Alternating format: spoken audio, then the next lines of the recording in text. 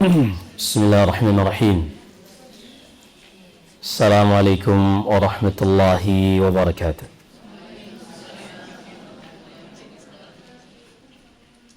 Innal hamdalillah nahmaduhu wa nasta'inuhu wa nastaghfiruh wa na'udzu billahi min shururi anfusina wa min sayyiati a'malina. May yahdihillahu fala mudilla lahu wa may yudlil fala hadiya lahu. أشهد أن لا إله إلا الله وحده لا شريك له وأشهد أن محمدا عبده ورسوله يا أيها الذين آمنوا اتقوا الله حق تقاته ولا تموتن إلا وأنتم مسلمون يا أيها الناس اتقوا ربكم الذي خلقكم من نفس واحدة وخلق منها زوجها وبث منهما رجالا كثيرا ونساء واتقوا الله الذي تساءلون به والأرحام إن الله كان عليكم رقيبا يا أيها الذين آمنوا اتقوا الله وقولوا قولا سديدا يصلح لكم أعمالكم ويغفر لكم ذنوبكم ومن يطع الله ورسوله فقد فاز فوزا عظيما ثم أما بعد فإن أصدق الحديث كتاب الله عز وجل وخير الهدي هدي نبينا محمد صلى الله عليه وعلى آله وصحبه وسلم وشر الأمور محدثاتها فإن كل محدثة بدعة وكل بدعة ضلالة وكل ضلالة في النار. Jamaah yang dirahmati Allah Subhanahu wa taala. Ada satu hal yang merupakan realita di dalam kehidupan yang tidak bisa kita hindari.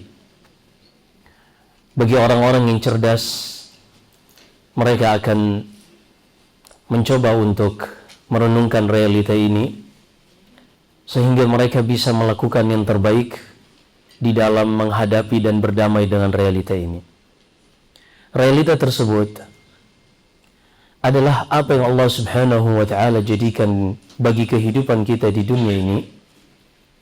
Dari sejak kita terlahir di muka bumi hingga kita harus meninggalkan kehidupan ini, hakikatnya kita semua sedang mencari bekal terbaik. Dengannya kita menuju kepada tempat yang dahulu ayah dan ibu kita Adam dan Hawa diusir. Itulah surga. Sadar atau tidak sadar, hari ini kita bekerja, beramal, beribadah, tujuannya adalah ini. Sebagaimana di dalam Sahih Muslim, Nabi sallallahu alaihi wasallam bersabda dalam hadis Abu Malik Al-Asy'ari radhiyallahu anhu, kata Rasulullah sallallahu alaihi wasallam, kullu nasi yaghdu fabai'u nafsahu famu'tiquha aw mubiquha.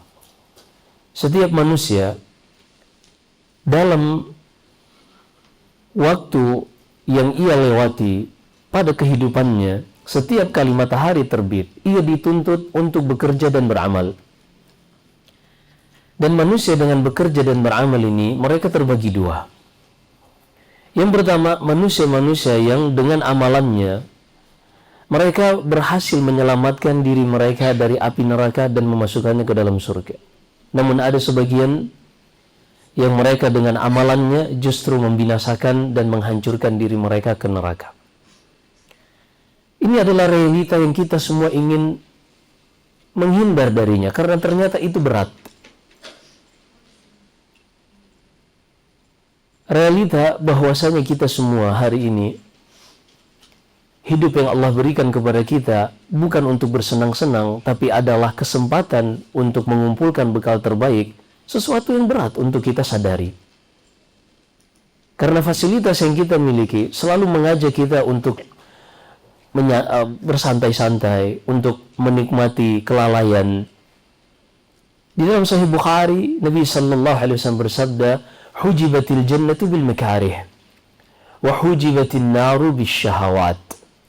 Surga itu jalan yang mengantarkan kepadanya dipenuhi dengan hal-hal yang tidak disukai oleh manusia. Sebaliknya neraka wal iyadu billah, jalan menuju kepadanya justru diliputi oleh hal-hal yang disukai oleh hawa nafsu manusia. Ini realita yang sangat berat, tapi kita nggak bisa menghindar. Sebagaimana seorang tidak bisa menghindar dari realita kehidupannya, bahwasanya setiap hari usianya bertambah, semakin mendekatkan ia kepada penghujung kehidupannya. Sebagaimana ini realita, kita semua akan mencapai usia tua. Kalau kematiannya ditangguhkan, begitu juga realita bahwasanya hari ini kita beramal, semuanya usia kita adalah hanya menjadi momen-momen untuk menyiapkan bekal terbaik. Kalau kita mau mengingkari realita bahwasanya hari ini kesempatan yang Allah berikan kepada kita berupa usia hanyalah mengumpulkan bekal menuju surga, kalau kita ingin ingkari ini dan tidak setuju akan hal ini, silakan Anda tidak setuju bahwasanya Anda tidak akan pernah tua.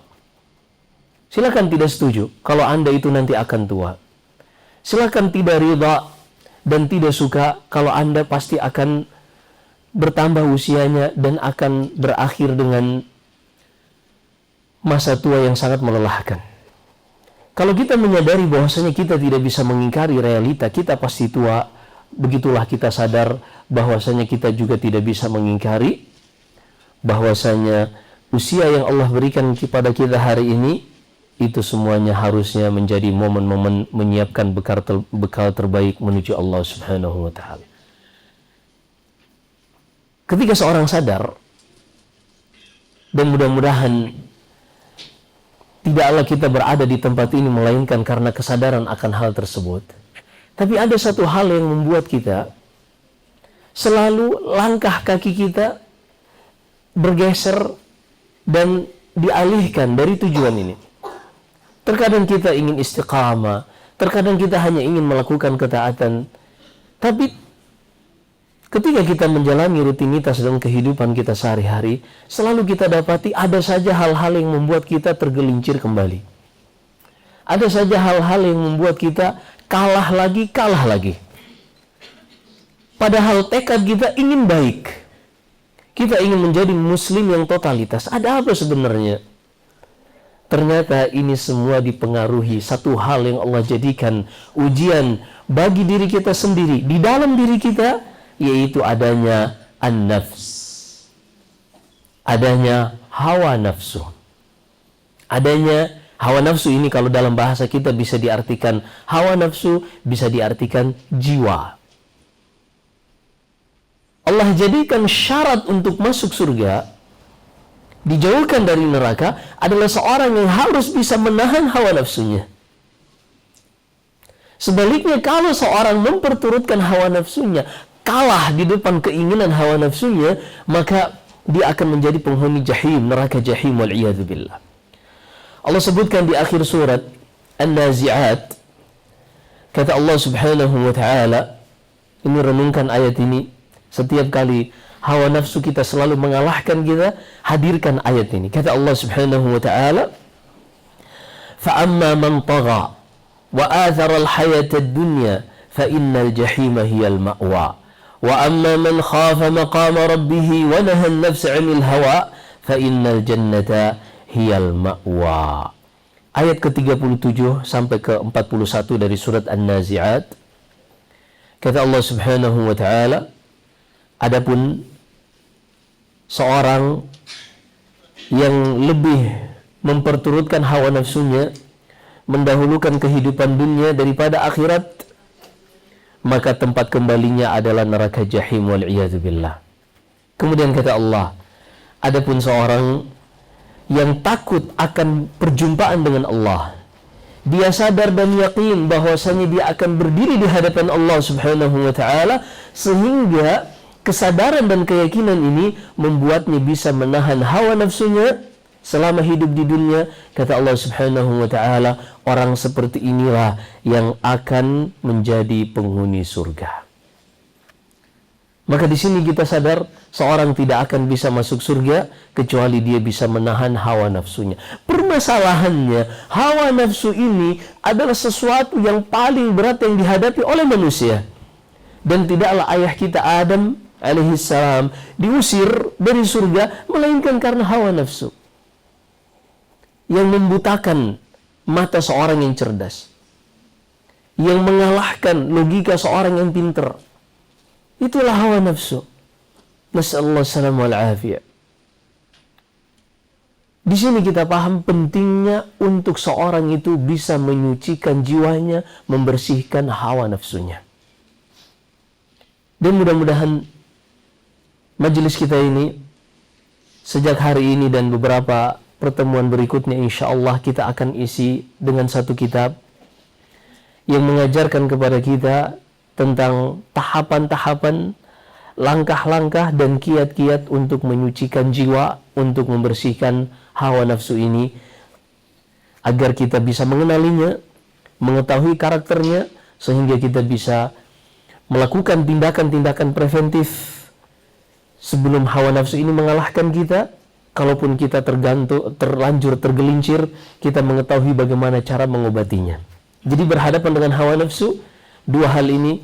Pertama, sebelum terjadi memperturutkan hawa nafsu, kita sudah mengetahui bagaimana cara menghindar agar hawa nafsu ini tidak mengalahkan kita. Yang kedua, kalau qadar Allah seorang tergelincir, terlanjur terjatuh ke dalam kesalahan mengikuti hawa nafsunya, dia mengetahui bagaimana cara solusi untuk menyelamatkan dirinya yang sudah terlanjur mengikuti hawa nafsunya. Inilah asyru qawaid fi tazkiyatin nufus, 10 kaidah-kaidah yang membantu seseorang di dalam membersihkan hatinya, menyucikan jiwanya. Ditulis oleh Syekh Abdul Razak ibn Abdul Muhsin Al-Badr hafizahullah, salah seorang dari ulama yang alhamdulillah Allah subhanahu wa ta'ala berikan anugerahnya kepada kami, sempat duduk di majelis beliau, belajar langsung kepada beliau hafizahullah, dan juga kepada ayahnya Syekh Abdul Muhsin. Beliau memiliki majelis di Masjid Nabawi, membahas kitab Sulamul Wusul, juga membahas kitab-kitab yang lain. Walhamdulillah, ini beliau Syekh Abdul Razak Al-Badr hafizahullah. Jadi intinya, seorang itu di dalam kehidupan dunia ini, dia tidak akan selamat kecuali ketika ia kembali kepada Allah nanti di hari kiamat kelak dengan membawa hati yang selamat, jiwa yang bersih. Allah sebutkan di dalam surat Asy-Syu'ara, "Yauma la yanfa'u malun wala banun illa man atallaha biqalbin salim." Kata Allah, ayat ke 88 sampai 89, ketika Allah menyebutkan siapakah yang selamat di hari kiamat kelak. Tidak ada yang selamat di hari kiamat kelak kecuali seorang yang datang menjumpai Allah dengan membawa hati yang selamat. Bagaimana hati yang selamat itu? Hati manusia dikatakan selamat pada dua hal. Selamat di dalam menunaikan hak-hak Allah subhanahu wa ta'ala, selamat di dalam berinteraksi dengan Al-Khaliq, penciptanya. Yang kedua adalah selamat di dalam berinteraksi dengan sesama makhluk. Seorang tidaklah akan selamat hanya karena baik interaksinya dengan Allah subhanahu wa ta'ala Al-Khaliq. Seorang juga akan dimintai pertanggungjawaban tentang sejauh mana interaksinya dengan sesama makhluk, dengan keluarganya, dengan istri atau suaminya, dengan anaknya, dengan saudaranya, dengan orang tuanya. Semuanya akan dimintai pertanggungjawaban di sisi Allah subhanahu wa ta'ala. Maka di sini kita sadar betapa seorang sangat butuh untuk mempelajari bagaimana cara membersihkan hatinya, menyucikan jiwanya, agar ketika Allah subhanahu wa ta'ala mewafatkan ia telah siap dengan wafat di atas hati yang bersih, hati yang selamat, selamat di dalam berinteraksi dengan Allah subhanahu wa ta'ala dalam menunaikan ibadahnya, dan selamat di dalam menunaikan hak-hak sesama hamba Allah di dalam berinteraksi dengan mereka. Baik, kita akan bahas kitab ini. Mudah-mudahan jamaah juga sudah memiliki kitabnya. Qala al-muallif hafizahullah, berkata Syekh Abdul Razak Ibn Abdul Muhsin, kita baca muqaddimahnya terlebih dahulu. Bismillahirrahmanirrahim. Muqaddimah. Alhamdulillahi rabbil alamin, wassalatu wassalamu ala asyrafil anbiya'i wa khatamil mursalin, نبينا وقدوتنا وقرة أعيننا محمد بن عبد الله الهادي الأمين وعلى آله وصحبه أجمعين ومن سار على هديهم إلى يوم الدين أما بعد. Segala puji bagi Allah, salawat serta salam semoga senantiasa tercurah kepada Nabi yang mulia, penutup para Rasul, Nabi kita, teladan kita, penyejuk mata kita, Muhammad bin Abdullah, yang senantiasa mengajak manusia kepada hidayah dan Rasul yang terpercaya di sisi Allah Subhanahu wa Ta'ala. Begitu juga salawat semoga senantiasa tercurah kepada keluarganya, sahabat-sahabatnya secara keseluruhan, dan siapa saja yang berjalan mengikuti sunnahnya sampai hari kiamat kelak. Kemudian setelah itu kata penulis, فَالنَّفْسُ الَّتِي بَيْنَ جَنْبَيِ الْإِنسَانِ أَمْرُهَا عَظِيمٌ. Jiwa atau nafsu, atau yang kita sebut dengan hawa nafsu, yang ada pada diri seorang manusia, jiwa ini perannya sangat penting di dalam keselamatan seorang hamba di dalam kehidupan dunia ini. Perannya sangat penting. Dan Allah Subhanahu wa Ta'ala telah bersumpah di dalam beberapa ayat di dalam Al-Quran dengan makhluk-makhluknya yang sangat besar, yang menunjukkan keagungan Allah Subhanahu wa Ta'ala. Contohnya di dalam surat Asy-Syams, Allah berfirman, "Wasy-syamsi wa duhaha, wal qamari idza talaha, wan nahari idza jallaha, wal laili idza yaghshaha, was samai wa ma banaha, wal ardi wa ma tahaha, wa nafsin wa ma sawwaha, fa alhamaha fujuraha wa taqwaha, qad aflaha man zakkaha wa qad khaba man dassaha." Di dalam menjelaskan kitab ini, kita coba untuk tidak terlalu dalam mengomentarinya, karena buku ini buku yang sudah lumayan penjelasannya. Hanya saja kalau ada perkara-perkara yang perlu kita tambahkan, catatannya kita tambahkan insyaAllah. Kata Allah Subhanahu wa Ta'ala, "Wasyamsi wa duhaha." Demi matahari dan waktu duhanya. Nabi sallallahu alaihi wasallam bersabda, "La tahlifu bi abaikum, faman kana halifan falyahlif billah." Janganlah kalian bersumpah dengan menyebut nama-nama nenek moyang kalian. Siapapun yang ingin bersumpah, hendaklah dia bersumpah dengan menyebut nama Allah.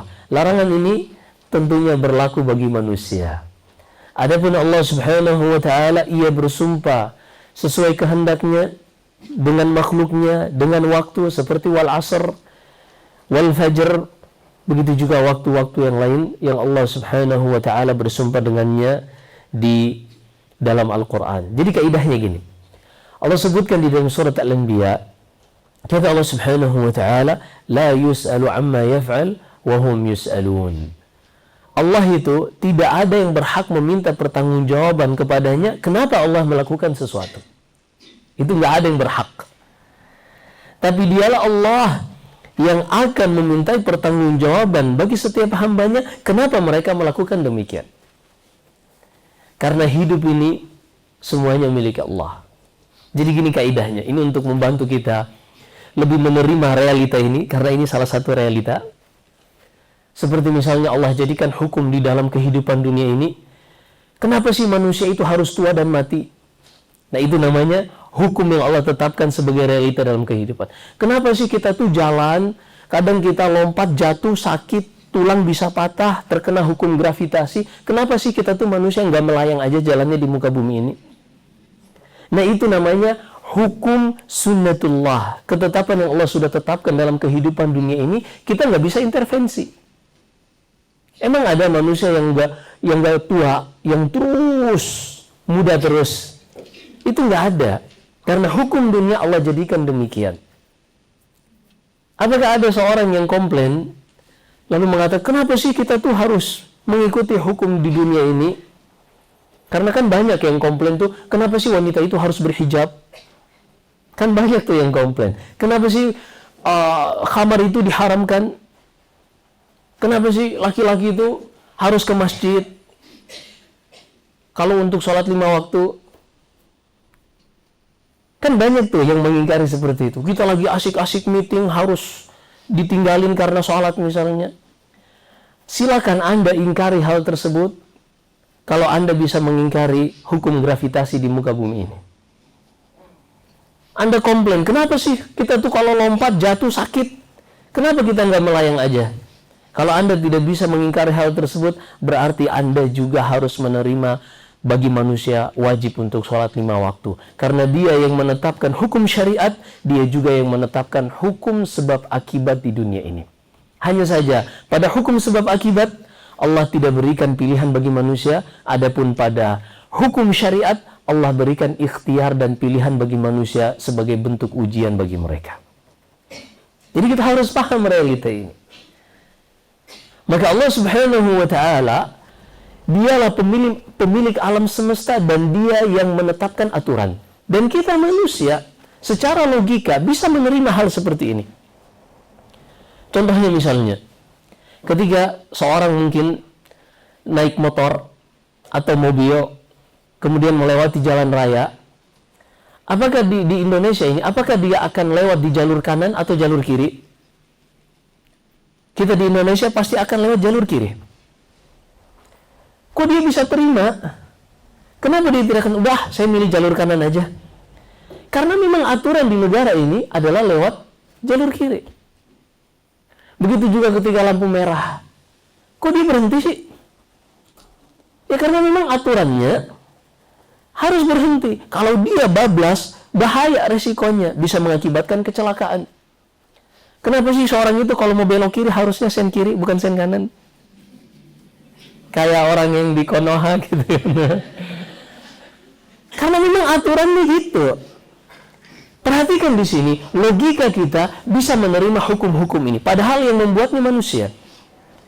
Kenapa kita bisa menerimanya? Karena ternyata di balik ketaatan kita pada aturan-aturan tersebut terdapat kemaslahatan. Seorang yang menerobos lampu merah pasti besar resiko kecelakaannya. Dia bisa membahayakan diri sendiri atau membahayakan orang lain. Seorang yang mengambil jalur kanan, resiko ditabrak atau menabrak. Karena kita di Indonesia sepakat untuk lewatnya jalur kiri. Jadi, karena manusia tahu akibat dari perbuatannya, kalau mereka melanggar fatal, akal mereka pun bisa menerimanya. Begitulah permisalan agama kita, syariat ini bisa kita terima kalau kita memahaminya. Orang-orang yang menolak syariat karena mereka tidak memahaminya. Contoh misalnya, kenapa sih wanita itu harus berhijab? Ternyata cara memandang laki-laki terhadap wanita itu bukan seperti wanita dengan wanita. Laki-laki ketika melihat wanita, laki-laki itu jadi kan yang mengakibatkan ketertarikan seorang laki-laki kepada wanita atau sebaliknya wanita kepada laki-laki, ada namanya hormon testosteron. Begitu juga hormon adrenalin. Nah, pada wanita, hormon ini hanya diproduksi di kelenjar yang namanya adrenal. Jumlahnya nggak terlalu banyak. Tapi pada laki-laki diproduksi pada 2 tempat. Pada kelenjar adrenal dan juga pada testisnya. Jadi laki-laki ketika melihat wanita, error. Kalau laki-laki itu normal.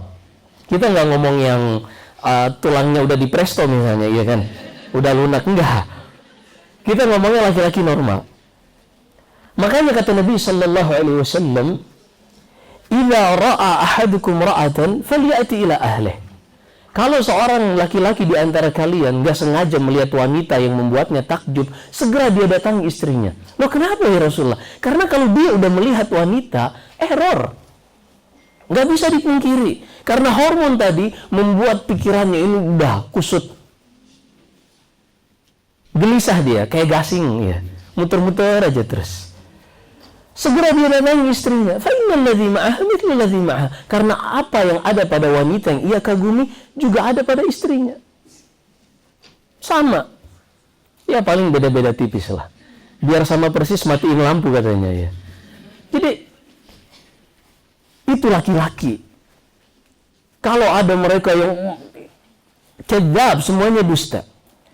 Mereka menampakkan, wah wanita itu jangan dikekang, wanita itu dibiarkan berekspresi, memiliki emansipasi, biarkan dia bekerja dan seterusnya. Ternyata, na'udzubillah, kita dapati zaman sekarang ada orang-orang yang memuaskan namanya adrenalin rush. Na'udzubillah. Nggak usah ini ya, bahasa Gen Z kalau nggak paham ya. Bagus kalau nggak paham. Ada namanya sekarang wife office. Na'udzubillah. Istri cuma di kantor aja. Ada sebagian orang-orang yang na'udzubillah yang memanfaatkan jabatannya, yang karyawatinya lebih di bawah jabatannya, dimanfaatkan, na'udzubillahi min dzalik. Kata mereka nggak perlu melihara kambingnya, satenya aja yang dinikmati. Nasallahu alaihi wasallam. Jadi itu laki-laki. Mau dia seperti apapun tetap aja buaya. Kecuali kalau udah ngaji ya buaya soleh jadinya.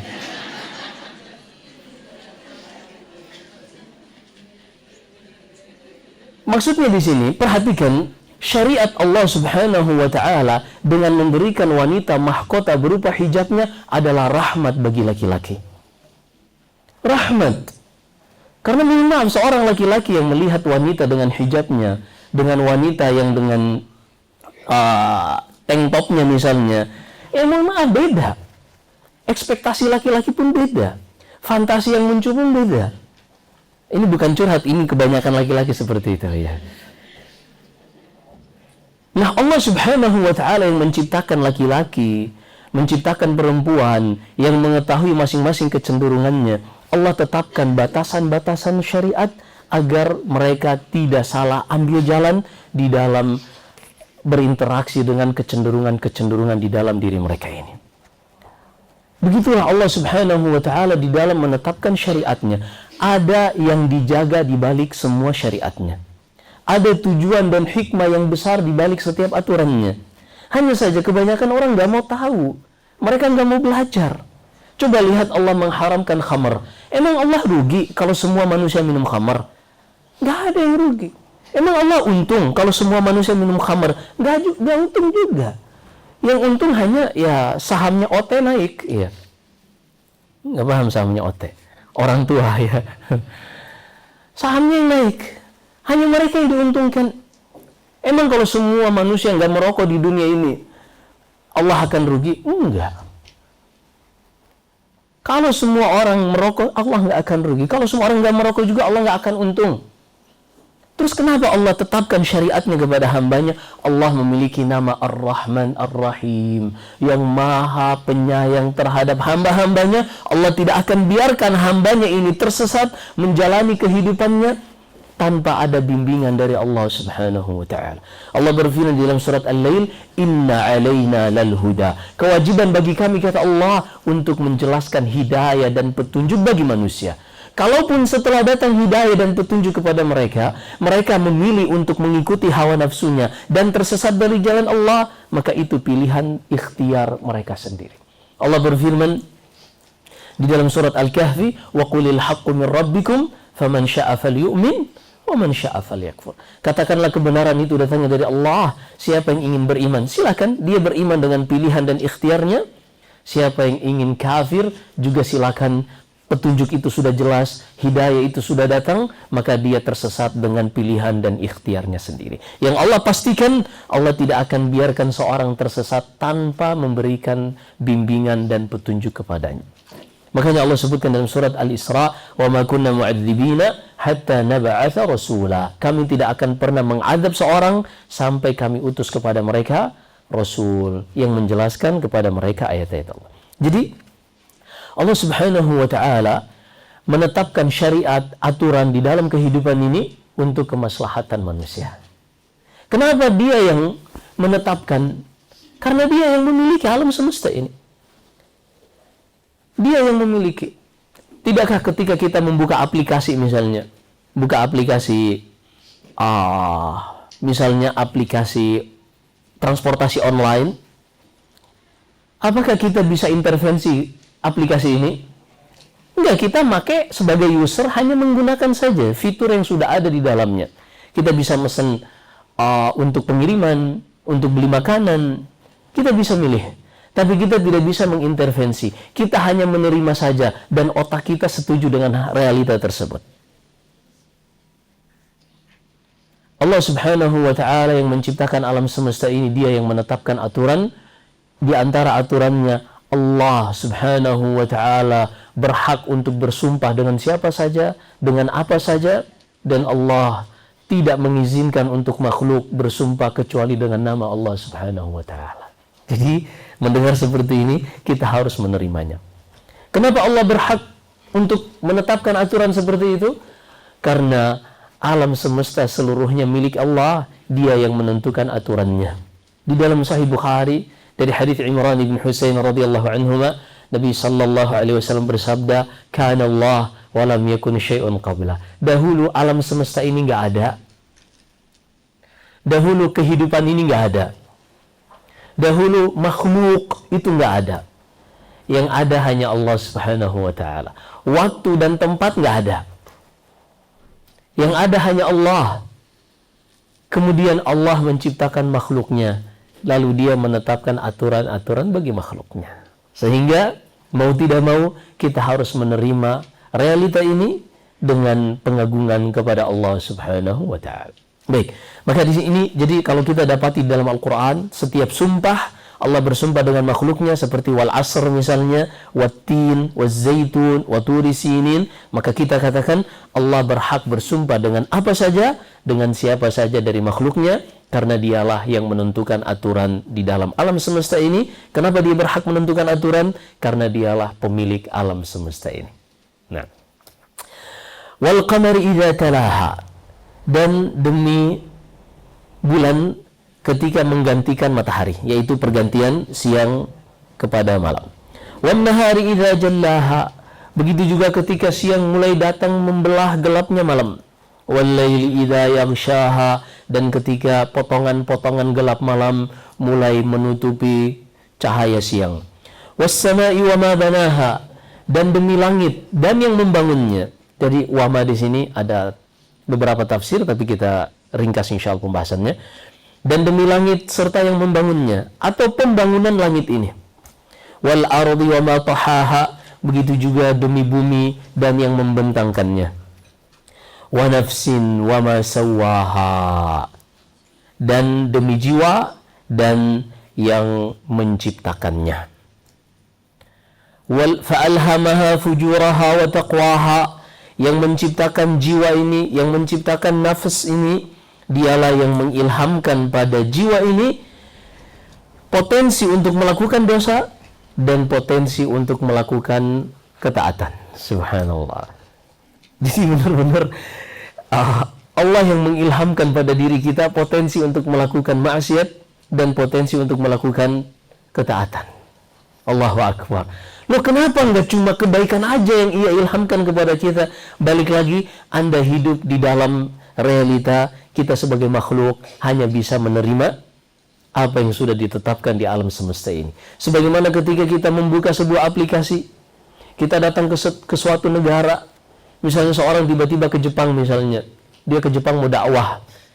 Di sana dilarang buang sampah sembarangan. Ya mau nggak mau dia harus ikut.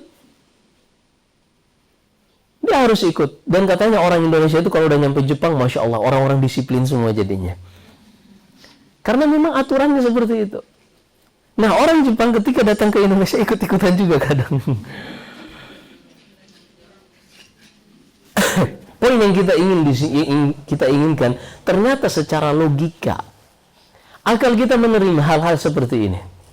Bahwasanya Allah Subhanahu wa taala yang menetapkan jiwa manusia itu diberikan potensi untuk melakukan ketaatan, juga diberikan potensi untuk melakukan kemaksiatan. Dan kita diberi ikhtiar untuk menggali potensi maksiatnya atau menggali potensi ketaatannya. Dan itu yang kita rasakan hari ini. Ini nggak ada yang datang ke majelis salihara ini lalu mengatakan, waduh nggak tahu Ustaz, saya tadi dipaksa lagi nyekrol medsos di rumah, tiba-tiba ada di sini aja. Kan nggak mungkin kayak gitu. Kan ada effortnya, mandi dulu, ya kan, siapin dulu bajunya. Ini bajunya udah dari pekan lalu disiapin ini. Nanti majelis Ustadz ini warnanya ini, nanti besok ganti lagi. Ada effortnya gitu, udah disiapin. Nggak ujuk-ujuk tiba-tiba ada di sini, enggak. Kita datang dengan ikhtiar kita.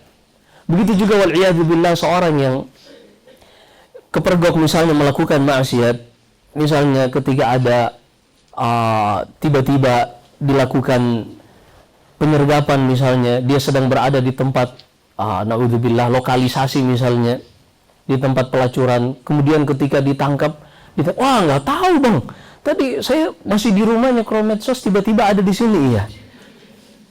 Tiba-tiba ada di situ, di dalam kamar bersama seorang wanita, tinggal kolor. Oh, gimana ceritanya bisa tiba-tiba ada di situ? Kan ada perjuangannya.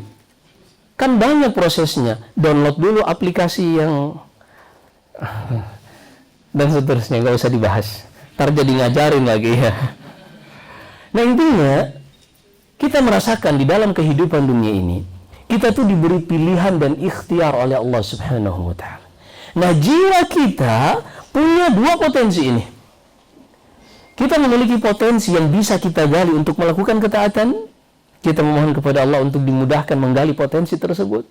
Yang kedua, kita juga diberi pilihan untuk berpotensi melakukan maksiat. Kita berlindung kepada Allah untuk dijauhkan dari potensi tersebut. Na'udzubillahi min dzalik.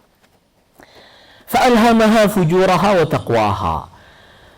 Allah pun ilhamkan kepada jiwa ini, kepada nafas ini, potensi untuk melakukan dosa atau potensi untuk melakukan ketaatan. Tapi kata Allah, qad aflaha man zakkaha wa qad khaba man dassaha. Sungguh telah berbahagia orang-orang yang membersihkan jiwanya, dan sungguh telah merugi orang-orang yang mengotorinya. Ini subhanallah. Perhatikan di sini, ada potensi untuk baik, ada potensi untuk buruk. Ada pertanyaan, ini pilihan nggak ya? Maksudnya, apakah ini tuh pilihan kita pilih dengan seenaknya? Jawabannya, dari sisi kita manusianya, kita bisa memilih untuk melakukan ketaatan atau untuk melakukan dosa. Tapi dari sisi takdir, semuanya sudah berlalu penetapan Allah Subhanahu wa Ta'ala. Namun kita tidak mengetahui apa yang sudah tercatat.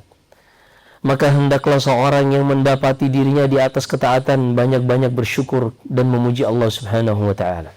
Sebaliknya seorang yang mendapati dirinya mudah dalam melakukan dosa dan maksiat, hendaklah dia banyak-banyak merenung dan beristighfar, bertobat kepada Allah Subhanahu wa Ta'ala. Kemudian kata penulis rahimahullah, qauluhu azza wa jal, qad aflaha man zakkaha. Pada firman Allah, sungguh telah berbahagia orang yang mensucikan jiwanya. Aslu zakah, arti pensucian, hiya ziyada fil khairi, wal muradu bil ayati hunna anna man sa'a fi tazkiyati nafsihi wa islahiha wa sumuwiha bil istikthari min at-ta'ati wal khairat wal ibti'adi 'anil syururi was sayyi'at tahaqqaqa falahu. Arti dalam ayat ini adalah siapa saja yang berusaha menjalani segala sebab-sebab untuk mensucikan, membersihkan jiwanya dengan memperbanyak ketaatan dan kebaikan serta menjauhi berbagai macam kejelekan dan dosa, maka dengan seperti itu menjadi sebab untuk mendapatkan kebahagiaan di dalam hidupnya. Dan firman Allah Subhanahu wa Ta'ala, wa qad khaba man dassaha, dan sungguh telah merugi orang-orang yang mengotori jiwanya. هو الإخفاء والعاصي قد أخفى نفسه الكريمة بفعل الأذى. Sungguh telah merugi orang-orang yang mengotorinya, yaitu dia menyembunyikan jiwanya yang seharusnya taat ini, tapi dikubur dengan berbagai macam dosa yang bertumpuk di atas jiwanya ini.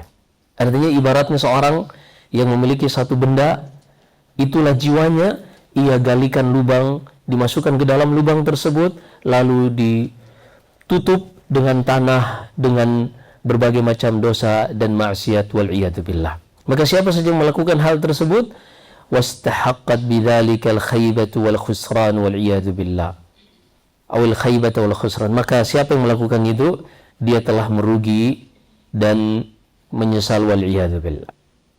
Fan-nufusus syarifatu la tarda minal asya illa bi'alaha. Seorang yang memiliki jiwa yang kuat, akal yang cerdas, logika yang pinter, dia nggak akan ridha untuk mendapatkan sesuatu kecuali yang terbaik. Artinya, kan tadi ayatnya ada potensi baik, ada potensi buruk, seakan-akan pilihan. Tapi ini tuh bukan pilihan yang seenaknya kita pilih sebenarnya. Karena seorang yang cerdas, di depannya dihadapkan antara misalnya berlian dengan, mohon maaf, tai kucing misalnya. Apakah ini pilihan? Jawabannya bukan pilihan sebenarnya, walaupun itu opsional. Karena orang yang cerdas nggak mungkin dia lebih memilih tai kucing daripada berlian. Walaupun berlian tidak memiliki aroma dan tai kucing memiliki aroma, tetap aja dia milih berlian. Ya karena iya. Karena katanya aroma yang satu ini seperti duren baru dibelah ya.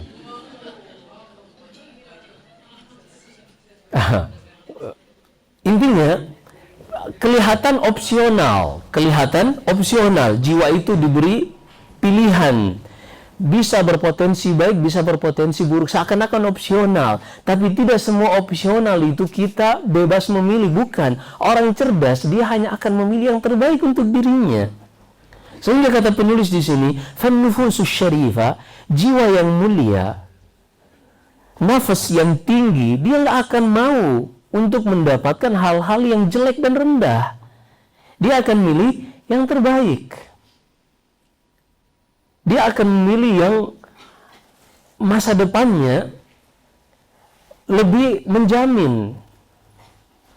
"Fan-nufusud dani'ah tahumu haulad dana'at". Adapun jiwa yang rendahan, yang lebih suka perkara-perkara yang instan, mereka nggak akan berpikir panjang. Mereka memilih yang paling cepatnya aja, yang paling memuaskan keinginan mereka, yang paling memenuhi hawa nafsu mereka. Disinilah kita lihat kapan seorang manusia itu mulai tergelincir kakinya, dan kapan kakinya bisa kokoh di dalam menghadapi fitnah. Apa itu? Ketika dia tidak terburu-buru. Ketika dia memiliki yang namanya at-tu'adah wal ana, kehati-hatian. Kan yang membuat seorang itu bisa melakukan dosa dan maksiat karena nggak sabar. Coba seorang pembunuh, kalau dia udah punya target, udah dia sabar aja, kan bakalan mati juga. Entah matinya nanti 60 tahun ke depan, kan bakalan mati juga. Ini kalau mau sabar nih. Begitu juga seorang yang misalnya Allah uji dengan hidupnya menjadi jomblo misalnya. Kalau dia mau bersabar, udah bersabar sambil mencari. Insya Allah dia akan dapat, dengan catatan dia mau menurunkan speknya, iya. Bahasanya downgrade, iya. Tapi kalau dia terlalu tinggi speknya, nah ini agak susah nih. Karena banyak ikhwan, Ustadz tolong dong cariin jodoh yang putihnya banget, pintarnya sangat, iya kan. Kemudian cantiknya di atas 8 kalau bisa Ustadz. Ya kalau ada gitu mah ente jadiin Ustadz sebagai kompetitor kalau gitu ya. Jadi lucu kadang sebagian orang, yuk. Jadi sebagian orang terlalu tinggi gitu. Padahal hidup itu kan sederhana, iya. Hidup itu sederhana. Intinya,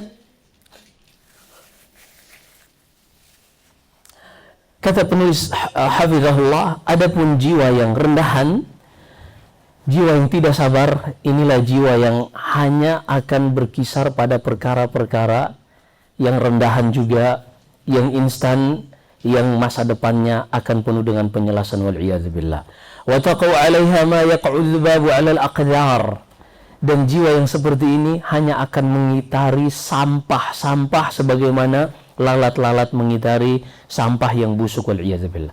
Fan-nafsu syarifatul 'aliyah la taghdha bil-dhulm wala bil-fawahish wala bis-sariqati wal-khiyana li'annaha akbar min dhalika wa ajal. Jiwa yang mulia, yang terhormat, yang tinggi, dia tidak akan ridha dengan kezaliman. Dia tidak akan mau menzalimi orang lain.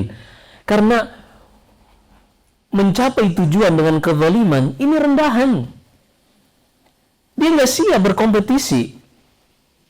Kalau memang dia jiwanya hebat, dia siap dan dia layak, harusnya dia berkompetisi dong. Dia nggak. Tapi apa yang terjadi ketika kita dapati orang-orang rendahan, begitu mulai memasuki kompetisi, langsung cari ordal. Iya. langsung cari ordal, menunjukkan nggak ada jiwa kompetisinya. Ini kan jiwa rendahan. Jiwa rendahan. Adapun jiwa yang mulia, yang tinggi, dia nggak riba dengan menzalimi orang lain. Dia nggak riba dengan fawahish. Dia nggak riba dengan perbuatan yang keji, perzinahan wal'iyadzubillah. Na'udzubillah. Jadi kan orang-orang yang melakukan seperti itu nggak sabaran. Bahkan ada sebagian orang, na'udzubillah, yang effort untuk melakukan maksiat ini sangat berat. Tapi mereka ketagihan, ada namanya adrenalin rush. Tertantang dengan hormon adrenalinnya sendiri. Wah, itu bahasa mereka. Banyak laki-laki punya istri di rumahnya tuh. Kan udah gratis tuh ya. Walaupun bayar, maksudnya dengan memberi nafkah, dengan membelikan skincare misalnya. Tapi kan itu nggak layak disebut bayaran. Itu namanya adalah bukti kesetiaan. Kan begitu ya. Ada sebagian orang yang mengeluarkan effort lebih 60 juta hanya untuk satu malam dengan pelacur wal'iyadzubillah. Ada seperti itu. Padahal di rumahnya punya istri. Cantik pula. Yang mungkin orang lain melihat istrinya, mereka siap berlomba-lomba untuk mendapatkan istrinya. Tapi kan bini orang nggak boleh. Dia malah melirik orang lain. Kan sering tuh kita dengarkan ada seorang yang istrinya Masya Allah cantik banget. Dia selingkuh dengan perempuan yang levelnya mohon maaf jauh di bawah istrinya. Tapi kok bisa selingkuh? Nah, ini ada kekeliruan di dalam jiwanya. Kerendahan, kehinaan. Adapun jiwa yang tinggi, yang dia nggak akan merusak seperti itu. Seorang datang kepada Nabi Sallallahu Alaihi Wasallam, ya Rasulullah, i'dzan li bizina. Ya Rasulullah, boleh nggak aku meminta izin diberi keringanan untuk berzina ya Rasulullah? Minta keringanan. Apa kata Nabi Sallallahu Alaihi Wasallam? Atargha li ummik. Mau nggak kalau ada orang yang datang meminta izin kepadamu untuk berzina dengan ibumu wal'iyadzubillah? Orang yang punya jiwa yang mulia nggak akan mungkin mengizinkan hal tersebut. Kalau perlu dia bayar dengan nyawanya untuk membela ibunya. Atarda bi ukhtik. Apakah engkau mau mengizinkan orang lain berzina dengan saudarimu? Gak akan. Dengan anak perempuanmu, gak akan. Dengan kantormu, dengan keluarga-keluarga perempuan, gak mungkin. Siap dia mati untuk membela keluarga-keluarga perempuannya ini dari direbut kehormatannya. Wanita-wanita yang ada di muka bumi ini, kalau bukan ibu ente, ibu orang lain. Kalau bukan saudari Anda, saudari orang lain. Sebagaimana Anda nggak ridha itu diperlakukan pada keluarga Anda, orang lain juga nggak mau. Jadi kan enak kalau kita tuh berpikir positif. Islam tuh mengajarkan yang seperti ini. Bukan berarti Islam mengekang dorongan-dorongan biologis dalam jiwa manusia. Nggak mungkin. Allah yang menciptakan manusia, yang mengetahui kecenderungan mereka, Allah yang menetapkan syariat ini. Allah mengharamkan yang namanya ar-rahbaniyah. Allah mengharamkan yang namanya kependetaan.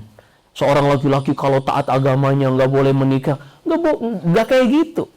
Justru di dalam Islam kalau misalnya seorang taat, ya dia punya kredit 4 gitu. Intinya ya biar nggak ngantuk ya biasanya. Biasanya perempuan tuh mau bahas apa aja terserah dia. Tapi kalau pembahasan yang barusan tadi itu urusan sama aneh Ustaz katanya. Nggak bisa itu red cross, itu benar-benar red flag, nggak bisa dilewatin. Baik, tapi kita lihat. Wala bil fawahish wala bis sariqah. Seorang yang hatinya mulia, jiwanya tinggi, dia nggak mungkin nyolong. Nggak mungkin. Karena nyolong itu menunjukkan orang tuh rendahan, orang tuh nggak mampu. Orang yang mulia dia akan merasa puas dengan usahanya sendiri walaupun mungkin sederhana hasilnya. Dia mungkin membangun rumah dari gubuk. Kelihatan dari luar Masya Allah dari gubuk. Tapi dalamnya pakai wood panel, cakep ya kan. Dari luar jelek. Dia lebih puas dibanding seorang yang membangun rumahnya dari hasil korupsi. Was-was setiap kali ganti ketua KPK. Jangan sampai udah nggak manjur. amplop yang sebelumnya dia kasih untuk ketua yang sebelumnya. Mungkin ya di negeri seberangnya. Nggak tenang hidupnya. Setiap kali ada OTT kepala daerah yang lain, was-was dia. Ini seakan-akan tinggal menunggu waktu aja. Tapi seorang yang hidupnya Masya Allah di tempat yang mungkin jauh dari keramaian, di sebuah gubuk yang tidak terlalu luas, hanya memiliki 6 kamar misalnya, hidup dengan peternakan, pertanian, bersama keluarganya, damai. Dia nggak butuh validasi dari orang lain. Intinya, jiwa yang tinggi, dia nggak akan ridha dengan mencuri atau melakukan khianat. Khianat, ngajak orang, ayo invest bang, kita bikin usaha. Setelah dikasih modal, ini orang hilang, nggak ada beritanya. Padahal waktu belum keluar, belum cair investasinya, Masya Allah, tiap detik ngubungin kayak orang lagi kasmaran, Masya Allah. Ada yang seperti itu. Setelah buka usaha, udah dibelikan aset-asetnya, menghilang dia. Membawa kabur investasinya. Itu orang-orang yang rendah. Orang-orang yang sampah hidupnya. Adapun orang yang mulia hatinya, dia nggak akan riba seperti itu. Makanya kita tuh butuh yang namanya membersihkan jiwa, mensucikan hati, agar kita tidak menjadi orang-orang rendahan. Kemudian kata penulis hafizahullah, wan nafsul mahina al-haqir al-khasisah bidzidd min dzalik. Adapun jiwa rendahan, jiwa yang terhina,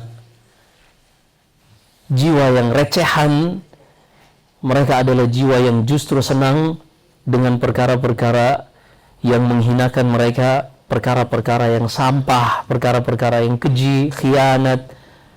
Fakullu nafsin tamilu ila ma yunasibuha wa yushakiluha. Setiap jiwa akan cenderung kepada hal-hal yang satu frekuensi dengan jiwanya. Jadi ibarat Nabi SAW menggambarkan jiwa manusia itu ibarat memiliki frekuensi tertentu. Ketika connect dengan frekuensinya, maka dia akan menyatu. Di dalam Sahih Muslim Nabi SAW bersabda, al-arwahu junudun mujannadah. Ruh-ruh manusia, jiwa-jiwa manusia itu bagaikan pasukan yang memiliki seragam. Ketika di medan perang, satu pasukan menemui pasukan yang lain dengan seragam yang sama, apa yang terjadi? Mereka akan berbaris rapih membentuk sebuah kekuatan. Tapi ketika di medan perang, di hadapannya seragamnya justru seragam musuh, apa yang terjadi? Akan saling menjauh. Akan saling menjauh. Itulah ruh manusia, itulah jiwa manusia. Makanya dahulu sebagian salaf mengatakan, dakhalna Syam fa'arafna syirara ahliha min khairiha fi yaumin wahid. Suatu saat kami naik kapal memasuki negeri Syam dan kami bisa membedakan, mengetahui mana penduduk baik negeri Syam dari mana penduduk buruk negeri Syam. Ditanya, kok bisa? Jawabannya, kami datang dari daerah kami bersama orang-orang yang baik, juga bersama orang-orang yang buruk, pelaku kriminal di antara kami. Kami kenal siapa pelaku kriminal di daerah kami, walaupun kami tidak mengenal siapa pelaku kriminal di daerah Syam.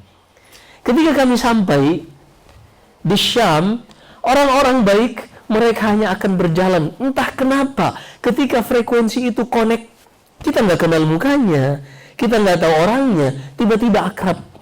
Ini luar biasa nih, ruh-ruh ini. Maka orang-orang baik akan pergi bersama orang-orang yang baik. Dan orang-orang yang buruk pula akan pergi bersama orang-orang yang buruk pula. Hanya saja terkadang Allah ingin berikan tambahan pahala bagi orang-orang baik, dia diuji dengan orang-orang yang buruk yang datang di dalam kehidupannya. Maka kalau kita merasakan ini, jangan berkecil hati. Mungkin itu adalah sebab investasi pahala terbaik bagi kita yang Allah Subhanahu wa ta'ala hadirkan di dalam hidup kita. Kadang seorang diuji dengan temannya, aduh, temannya itu benar-benar numpang hidup dah Ustadz, ya. Atau misalnya diuji dengan pasangannya, ya. Kalau bahasa orang sekarang katanya mau kondo, ya. Modal kolor doang katanya. Kayaknya hidupnya tuh nyusahin banget Ustadz. Ya kita nggak tahu, bukan berarti Anda orangnya buruk, sama dengan orang yang menjadi teman Anda buruk juga. bukan terkadang mungkin Allah datangkan orang-orang buruk hidup di tengah-tengah kita untuk memberikan pahala terbaik bagi kita. Di dalam Sahih Bukhari dari hadits Aisyah, Nabi sallallahu alaihi wasallam suatu saat kedatangan seorang bertamu. Sebelum orang ini masuk, Rasulullah melihat dari dalam, tiba-tiba Rasulullah mengatakan kepada Aisyah, "Bi'sa akhul ashirah." Ini orang yang datang ini manusia yang paling jelek akhlaknya. Itu yang ngomong Rasulullah sallallahu alaihi wasallam. Ketika Rasulullah membukakan pintu, Rasulullah justru menyambutnya dengan hangat, "Ahlan, kif halak? Masya Allah, gimana kabarmu?" dan seterusnya. Aisyah bingung. Wahai Rasulullah, tadi sebelum engkau bukakan pintu, engkau mengatakan orang ini manusia yang paling buruk akhlaknya. Kok setelah engkau jumpai sambutan yang sangat hangat, seakan-akan dialah manusia yang paling baik akhlaknya. Kata Nabi SAW, "Ya Aisyah, inna minan nasi man tarakahun nasu tiqa'a fuhsyih." Wahai Aisyah, ada sebagian manusia yang orang meninggalkannya, terkadang berbasa-basi kepadanya hanya untuk menghindari keburukannya. Jadi ada manusia-manusia yang Allah datangkan dalam kehidupan kita untuk menambah pahala kebaikan bagi kita. Bukan karena kita yang jelek, bukan karena kita yang buruk. Maka jangan berkecil hati kalau memang kita terkadang terjebak di dalam suatu lingkungan yang mungkin mereka kurang baik. Yang paling penting bagi kita adalah membersihkan hati kita. Kemudian kalau memang kita bisa tinggalkan lingkungan tersebut, cari lingkungan yang baik agar semakin menambah ketaatan kita dan membantu kita tetap istiqamah di atas agama Allah Subhanahu wa taala. Kemudian kata penulis hafizahullah, ditambahkan ya. Iya. Walamma kanat, wah ini kan jadi cakep suaranya nih. Masya Allah. Ketemu frekuensinya kayaknya.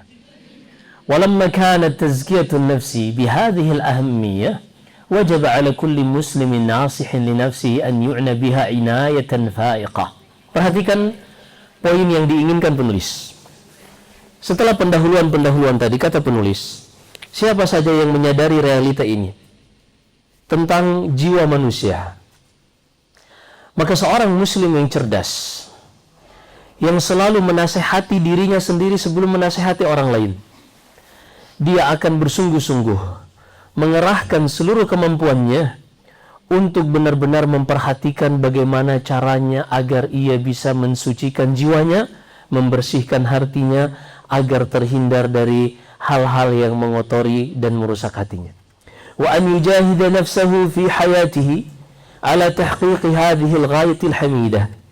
Dan dia berusaha untuk bersungguh-sungguh mengerahkan seluruh kemampuannya di dalam meraih dan merealisasikan tujuan utama kehidupan yang terbaik, liyufliha fid dunya wa ukhrah, agar dia mendapatkan keselamatan dan kebaikan di dunia dan di akhiratnya kelak, wa yan'ama bis sa'adatil haqiqiyah, dan dia akan mendapatkan kenikmatan yang hakiki dan kebahagiaan yang kekal selamanya. Fa inna lin nafsi 'alal muslimi haqqan. Ketahuilah, jiwa kita ini memiliki hak yang wajib kita tunaikan. Jadi kan kita kadang melihat seorang suami punya kewajiban terhadap istrinya. Perhatikan di sini, ada aturan namanya hak, ada kewajiban. Ada suami, ada istri. Hak suami adalah kewajiban istri. Sebaliknya hak istri adalah kewajiban suami. Kata Allah dalam surat Al-Baqarah, "Walahunna mithlu alladhi 'alaihinna bil ma'ruf." Wahai para suami, sebagaimana kalian memiliki kewajiban, sebagaimana kalian memiliki hak yang wajib ditunaikan istri kalian juga memiliki hak yang wajib kalian tunaikan, wahai para suami.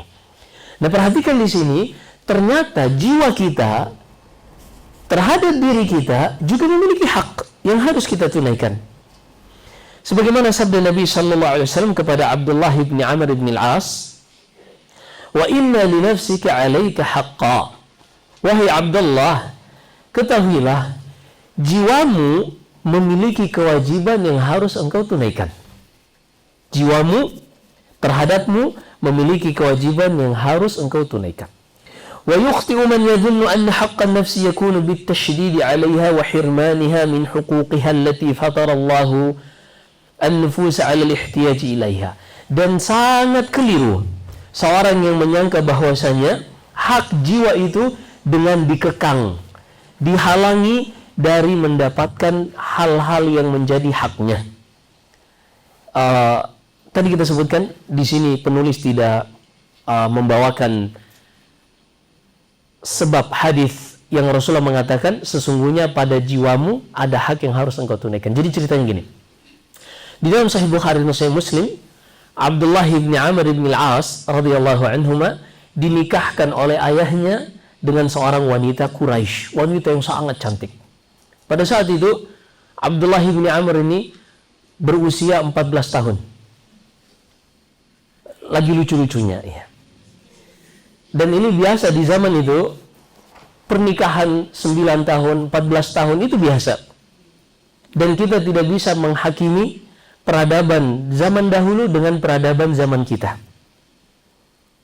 Makanya dahulu ada seorang istri Nabi yang bernama Safiyah bintu Huyai ibni Akhtab.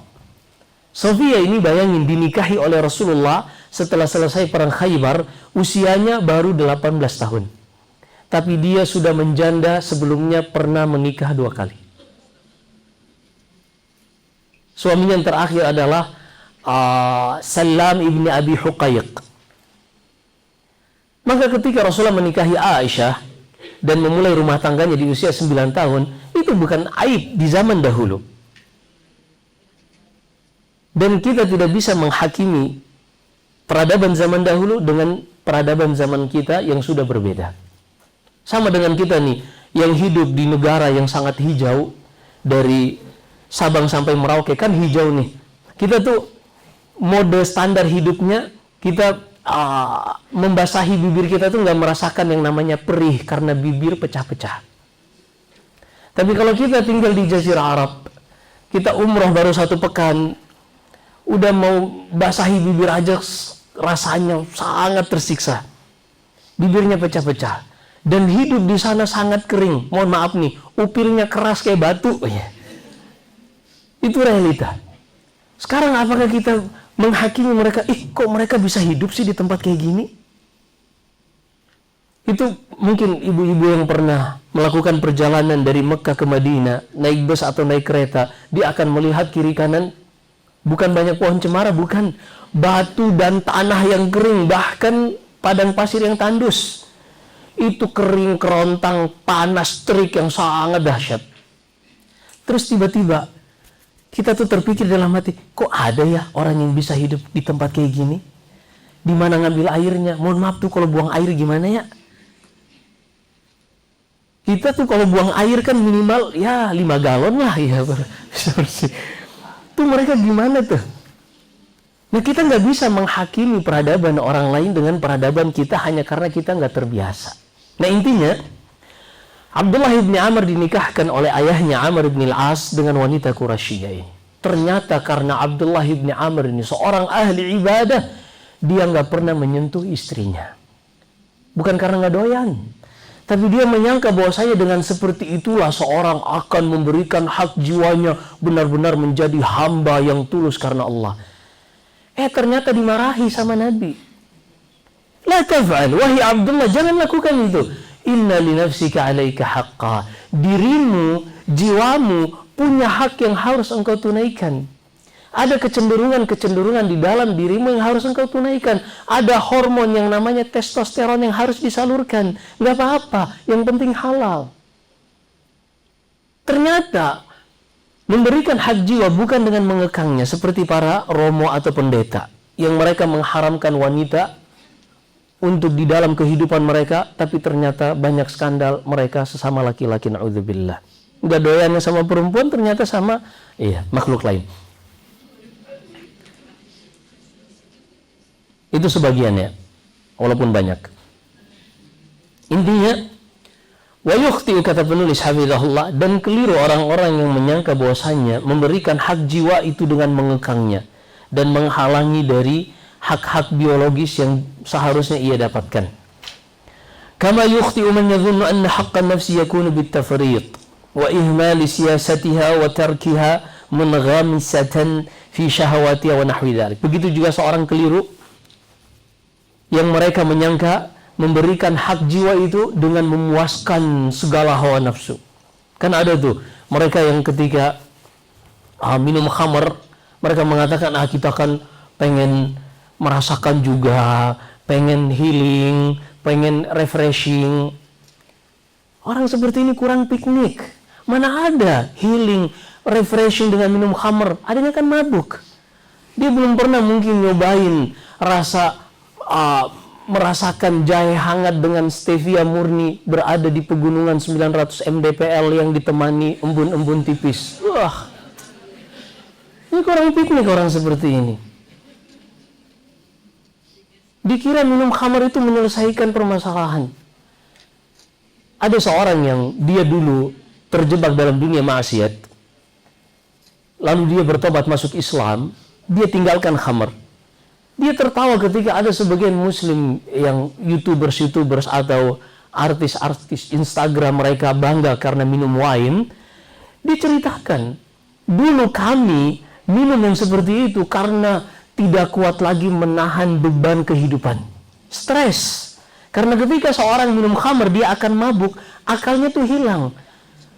Lupa utang, tapi nggak hilang juga utangnya. Lupa iya, tapi sesaat. Hilang kagak, tetap aja dituntut, tagihan datang. Tapi karena begitu mereka ingin cari jalan instan, mereka pun ingin merasakan yang namanya rileks sesaat, makanya mereka pakai yang namanya narkoboy, iya. Atau ya minimal lem aibon lah, gitu. Ada yang nyoba kayak gitu. Nah, efek lemnya habis, yang ada ketagihan. Jadi mereka, ini orang-orang bodoh. Mereka ingin mencari healing pada perkara yang justru orang tuh stres dengan merasakan seperti itu. Adapun Allah Subhanahu wa taala mengajak kita untuk merasakan healing yang sebenar-benarnya, yaitu mengajak hati kita ini istirahat sejenak kembali kepada yang menciptakannya. Membersihkannya dari segala macam jerat-jerat dunia. Kan ini healing. Sesaat kembali kepada Al-Qur'an. Ya walaupun utang juga nggak hilang sih, tapi kan kita nggak merusak diri sendiri. Kita hidup dalam realita. Kita misalnya dulu terjebak banyak masalah, punya utang misalnya, udah tobat, setelah itu cicil utang Anda. Karena ketika Anda tobat, utang Anda nggak otomatis hilang, iya. Karena banyak sebagian orang, dia mau hijrah, kenapa? Kan katanya kalau hijrah riba itu haram. Ya riba haram, tapi tetap ente harus bayar utang. Mereka menyangka kalau udah hijrah utangnya lunas. Semua orang di dunia ini bisa hijrah nanti jadinya. Baik. Jadi salah ketika seorang menyangka memuaskan atau memberikan hak jiwa dengan memuaskannya di dalam syahwat, membuatnya terjebak di dalam berbagai macam dosa dan maksiat. Wa hayhata an takuna tazkiyatun nafsi bimithli dzalik.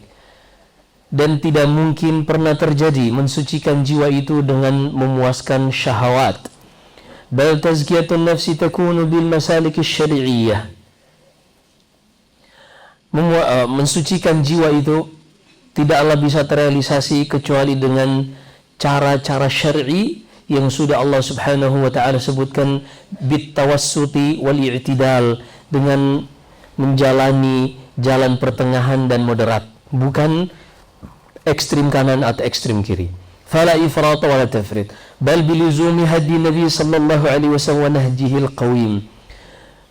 Mendapatkan jiwa yang bersih, hati yang suci itu hanyalah terrealisasi dengan mengikuti petunjuk sunnah Nabi kita Muhammad sallallahu alaihi wasallam dan jalannya yang lurus. Dan alhamdulillah, siapa saja yang berpegang dengan sunnah, dia akan merasakan kehidupan yang pertengahan.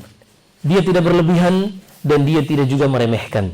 Dia dapati dalam ibadah, dia menunaikan ibadah yang merupakan hak Allah, tapi dia juga mendapati hidupnya harus produktif, memenuhi kebutuhan keluarganya. Seperti itulah hidup seorang muslim yang mengikuti Nabi sallallahu alaihi wasallam. Dia fokus dalam ibadahnya, dia juga produktif dalam urusan dunianya. Wa sa'adhkuru fi hadzal mukhtasar 10 qawaid muhimmatan. Dan aku akan sebutkan, atau Muhammad, aku akan sebutkan di dalam risalah ringkas ini 10 kaidah yang sangat penting tu'inul muslima ala tazkiyati nafsihi wa tanmiyatiha wa tathhiriha min kulli ma yudannisuha wa yashinuha. Insyaallah 10 kaidah yang akan membantu seorang muslim untuk membersihkan jiwanya, mensucikan hatinya. Wa asallallahu ta'ala an yuzakkiya nufusana wa an yuslih a'malana. Aku memohon kepada Allah Subhanahu wa taala agar mensucikan jiwa-jiwa kita dan membersihkan amalan-amalan kita, wa an yusaddida aqwalana, dan agar meluruskan ucapan-ucapan kita, wa an yubassirana bil haqqi wa yarzuqana ittiba'ah, dan agar Allah memperlihatkan kepada kita kebenaran dan mengilhamkan taufik kepada kita untuk mengikuti kebenaran tersebut, wa ay yahdiyana li ahsanil akhlaqi wal a'mal wa an yasrifa 'anna sayyi'aha, dan kita memohon kepada Allah agar membimbing kita menuju kepada akhlak yang baik dan amalan yang saleh, dan agar Allah menjauhkan kita dari amalan dan akhlak yang buruk. Wa an yujannibana al-fitana ma dhahara minha wa ma batan, sebagaimana pula kita memohon kepada Allah untuk menjauhkan kita dari segala macam fitnah yang tampak ataupun yang tersembunyi. Wa sallallahu ala nabiyyina Muhammad wa ala alihi wa sahbihi ajma'in. Salawat serta salam semoga senantiasa tercurah kepada Nabi kita Muhammad sallallahu alaihi wasallam, kepada keluarga dan juga sahabat-sahabatnya. Selesai kita dari pendahuluan. Sudah hampir setengah 11.